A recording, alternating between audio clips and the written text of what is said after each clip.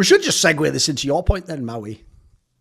Yeah. So what I was bringing to the table for what's good in the CS space is that I think HooXi's Calling itself is something that people should be really happy about, because obviously there was a lot of contention when he was brought into the lineup. Like, was that Copenhagen Flames team kind of a fluke, and was HooXi actually providing anything? Because you kind of look actually at some of the Copenhagen Flames individuals, Zyphon, Yabi, I mean, Nikodas, and I think a lot of people gravitated towards how good they were. But when I actually had that like HLTV expert piece about is HooXi a good fit for G2, I really actually went back and studied a lot of their games, and I liked how sort of multi-dimensional their approach could be, how dynamic they could be on certain maps, how much freedom it felt like individuals had, but how it would always factor into the greater picture. And I felt like that was exactly what G2 needed, and I have put on record myself saying that, even though I at the time doubted could HooXi perform as an individual, I think that his individual level is decent enough now that it's not like you're actually always hindered or hamstrung by some guy that is playing just so badly. I mean, if you look at some of the other teams, which I'm sure we'll get to, that failed at this tournament, some of their in-game leaders or some of their individuals actually played much worse than HooXi did. But what I really do love about HooXi's calling style is that it reminds me a lot of prime 2021 Navi, where two things can happen on the map at the same time. It's like they can have multiple objectives and they can complete those objectives at the same time. Whereas a lot of teams, they have that more kind of structured, singular approach where it's like, we want to get banana control, so we're just going to do this on the map. But once HooXi and once G2 have a little bit of map control, they start really playing with their opponents. And that's why you could see their T sides actually working so well, that oftentimes they're going to catch a player that's in rotation, or the other team just doesn't know what's going to come next. And I'm not going to cite this one clip, but like someone posted on Reddit G2's Calling, and it was like this round where they went towards B apartments on Mirage, and then they started going underpass, and then Nico just headshots everybody coming out of underpass. I think he killed a guy towards maybe connector, and then a guy towards catwalk or something like that. And I was like, I think that's like actually a time where HooXi called badly because he made Nico do something like that. But they do that a lot, where they just make it very uncomfortable for opponents, even though that was probably the worst round to demonstrate it. There are other rounds where they were able to actually push people around and make them just confused. Their opponents were just confused. What do you think, BlueMath? I think one important thing to mention about that, like HooXi's stats, because I think people over-exaggerate those statistics sometimes. Like, his stats were kind of like funny in the beginning when he had like 3 kills in one map or whatever it was, but there's also a difference between being an IGL who always have to be the sacrificial lamp in the team, and I think he is definitely putting himself in that position way more than pretty much any other IGL there is out there, maybe except for like Kerrigan or someone like that. Like, I would say, like, if there's a match where he consistently does that, but obviously not to the stupid extent we're just running and die, but obviously like does it so someone can get a trade. And I'm also expecting the 4 other guys to play better, like it will make Nico play better, it will make Monesi play better, that they have the IGL who's always gonna run in first when he sees the opportunity, and I think that's also a big part of why his statistics is so bad, like people say that, but I don't think it's not as bad as some people make it up to, because you have to like also think about the roles and stuff. He has been taking all the bad positions on CT sides as well, all the leftover positions. So yeah, I just think that the point was good, and I definitely agree with the HooXi's Calling seems good. Also, like, call it like the chaos playstyle, like hitting multiple places at the same time. I think like that's kind of the meta right now in Counter-Strike, that more than one thing can happen on the map at the same time, so it's harder for the CTs to be able to defend it, because you cannot stand. It's hard for you to predict 2 places on the map where there's gonna come a lot of T's to you, so you will always be weak on one of the sides. So yeah, I think that's just like kind of meta right now how they play.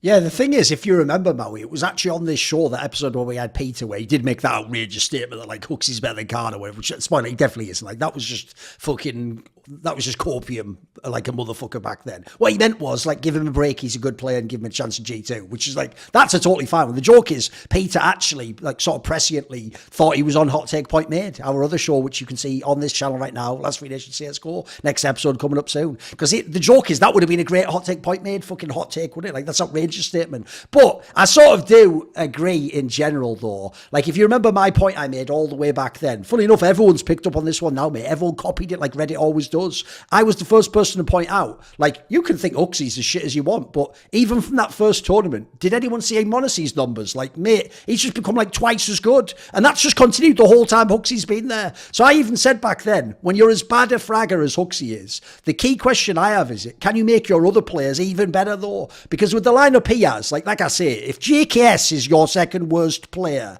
fucking hell, you have an all-star team, mate. Like, everyone's good, everyone can frag. So in my opinion, like, actually, that is the element that I think can justify to some degree HooXi being in the team. Everyone else, when they've done well at the first beginning of when he joined, and then this tournament, everyone did well, every single player.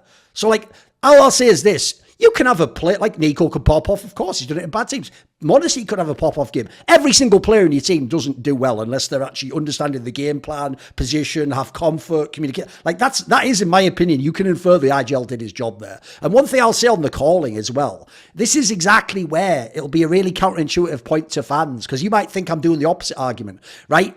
Loads of the T rounds, especially on maps like Mirage, dude, they would just get the opener every single time. Every fucking time they'd be up 5v4, 5v3. Sometimes the CTs just save three men like you do when you're just out of the game completely, right? That you might think that's just like, well, that's just his team shooting people in the head. It's like, they're not like 4 times better than the opponent. They are fighting against the equivalent world-class players. That actually implies you're calling a really good game. You're getting the spots for your openers to happen, getting them the right duel that they need. You're following up correctly. That actually, to me, that did imply like the rest of the team's playing very well. Part because of this, and as you say, the T sides in this tournament were just a revelation. They were fucking amazing. I also think that from the outside, the atmosphere in the G2 team looks very good. And how I noticed it is that every time someone asked HooXi in interviews how he made Monesi play better, because Monesi been playing really good since HooXi game, he never takes the credit. I think that's like a big part of like showing a healthy environment in the team. He doesn't feel the pressure of having to take the credit. I think if a guy is like really feeling the pressure, then he might go out and say, yeah, that's because I told him to do this, or I'm helping him do this, or I'm really focused on making him play good. But he never does that. He always goes out and say that like, oh, it's his own like achievement, like it's because he's working hard and that kind of stuff. I think also that it goes the same way that I see every time someone asks about HooXi, like they're like really fast at like praising him, and when the people ask the other players like, why did you win the game, they start like really fast to like answer like, HooXi had great calls, like he's doing a great job. Like I think that shows like an incredible healthy environment. And yeah, there had been like some scenarios earlier where it looked like they didn't have the best environment, you know, when they were losing, of course. But yeah, I just think that it looks like a way more healthy team right now. As opposed to like, if anyone's watched this, as soon as I point this out, it's going to ruin Simple for you completely. So of course I'll do it. Fuck him, right? If you ever see Simple interviews, here's how a Simple interview works. If Na'Vi did badly and lost, and Simple thought they shouldn't lose, here's how he phrases it. Like, yeah, we've got a lot to work on. You know, some of my teammates made mistakes. Like, here's the joke for you guys. Right? Simple saying like we need to talk is like your girlfriend saying we need to talk. What she means is we need to talk about you and how you're fucking up everything I want done. Like it isn't to go like it is what I just like. Yeah, exactly. That's like another little clue for the interviews you can. There's a freebie for you guys. Come on then, Maui. What are your thoughts on the HooXi topic? Well, on top of that, I mean, one thing that I really liked, especially when they played a team like Vitality, is that they just throw the weaker players into the blender a lot more. That's something that I think a lot of teams, when I watch them play, it feels like you could come up with this game plan that targets like one weak player on the opposing team. But I've heard a lot of interviews where coaches or IGL say, you know, it's pro CS, like we don't really just target somebody, but like HooXi definitely just targeted Apex. Like I think he structured so many rounds on their nuke T side against Vitality to try to like do a lower hit or to try to go ramp. They basically tried making sure that Apex was always having to work in a round. Like I don't think Magisk really got to even see that much action in that game other than when he was rotating. So instead of going at the guy that you expect to get 1 or 2 every single time, you go with the guy that sometimes is good for 0, sometimes good for 1. And I think that's just something that's way more pragmatic than what a lot of people are doing when they're calling, because they want to have a more well-rounded approach. But I've seen HooXi just have really solid game plans that have been executed very well. See more cool, funny, interesting clips based on topics from my content? Well, subscribe to this channel then, or, you know, be a pleb and don't.